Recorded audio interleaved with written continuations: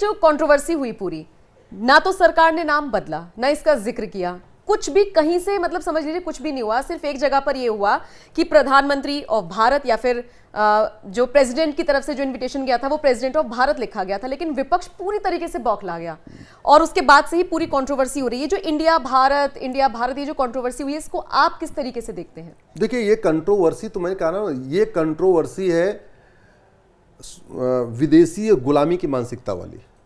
जिनके दिमाग में गुलामी घुसी हुई है वो हर स्वदेशी कार्य का विरोध कर रहे हैं। भारत का नाम इंडिया कैसे दिया उसमें बहुत सारा डिस्प्यूट है, लेकिन आदिकाल से भारतवर्ष कहलाता था, भारत कहलाता था।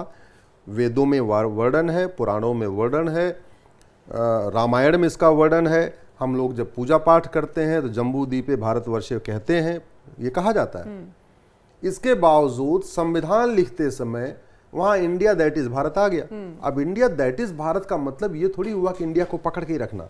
अरे भैया, भारत भारत है। दुनिया में ये इकलौता देश है जिसके दो नाम संविधान में लिखे हैं। अदरवाइज जितने भी दुनिया में देश हैं सबका एक ही नाम होता है, एक ही नाम चल रहा है।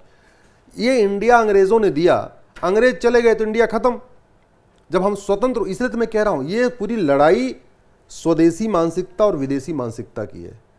सब कुछ हमारा स्वदेशी नहीं हो पाया है और इसी के कारण वो सोच भी चल रही है। भारत की शिक्षा व्यवस्था भी आज भी या तो मैकाले सिस्टम चल रहा है, या मिशनरी सिस्टम चल रहा है, या मदरसा सिस्टम चल रहा है। 3 तरीके के भारत में एजुकेशन सिस्टम चल रहा है।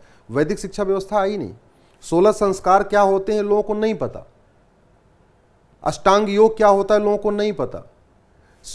शरीर स्वस्थ कैसे रहेगा ये लोगों को नहीं पता। क्या खाना है, क्या नहीं खाना, क्या देखना है, क्या नहीं देखना, क्या सोचना, क्या नहीं सोचना, इंद्रियों पर नियंत्रण कैसे करना, ये सब व्यवस्था हमारे देश में थी। वो आज तक इंप्लीमेंट नहीं हो पाई।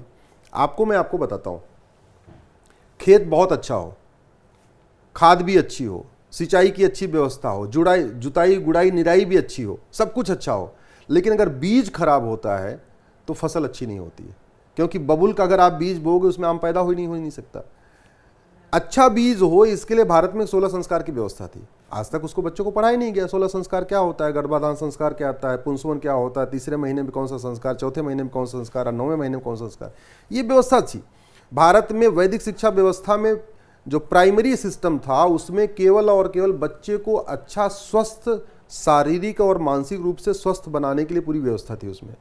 उसमें ज़्यादा विषयों को नहीं पढ़ाते थे। उसमें यज्ञ विज्ञान पढ़ाते थे, वेद विज्ञान पढ़ाते थे, मनोविज्ञान पढ़ाते थे, अष्टांग योग पढ़ाते थे, योग विज्ञान पढ़ाते थे, इंद्रिय नियंत्रण पढ़ाते थे, जिससे एक दिव्य और भव्य कहते हैं नहीं बच्चे का निर्माण होता था। वो खत्म हो गया। तो अब उसको वापस बहाल करने के लिए मेरा ये मानना है कि, और मुझे पूरा भरोसा है कि सरकार, प्रधानमंत्री जी के मन में कहीं न कहीं होगा, जैसे उन्होंने बहुत सारी चीज़ों का स्वदेशीकरण किया है, मुझे पूरा भरोसा है ये मिशनरी शिक्षा व्यवस्था, मैकाले शिक्षा व्यवस्था और मदरसा शिक्षा व्यवस्था बंद होगी। भारत में वैदिक शिक्षा व्यवस्था लागू होगी। जब तक भारत में वैदिक शिक्षा व्यवस्था लागू नहीं होगी तब तक न घूसखोरी कम होगी, न जमाखोरी कम होगी, न मिलावटखोरी कम होगी, न कालाबाजारी कम होगी, न नशा तस्करी कम होगी, न मानव तस्करी कम होगी, न सोना तस्करी कम होगी, न माओवाद खत्म होगा, न नक्सलवाद खत्म होगा, न कट्टरता खत्म होगी, न जिहाद खत्म होगा, न धर्मांतरण खत्म होगा, न मजहबी उन्माद खत्म होगा। ये सब चलता रहेगा। इन सभी ये जितनी अराजकता चल रही है इसका जो सबसे बड़ा कारण ये है, और भी कई चीज़ें हैं लेकिन उसका सबसे बड़ा कारण ये है, ये मैकाले, मिशनरी और मदरसा शिक्षा व्यवस्था। आप देखिए दिल्ली में पकड़ा गया, आतंकवादी पकड़ा गया है, केमिकल इंजीनियर है और दिल्ली में बम विस्फोट करना चाह रहा था, क्या एक मॉल को उड़ाना चाह रहा था, अक्षरधाम मंदिर को उड़ाना चाह रहा था।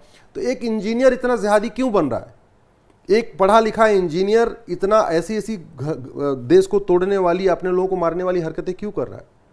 एक कहावत है ना, एक मेरे पास किसी ने भेजा था कि एक मछली तो एक तालाब को गंदा करती है लेकिन एक किताब पूरी दुनिया को बर्बाद कर सकती है।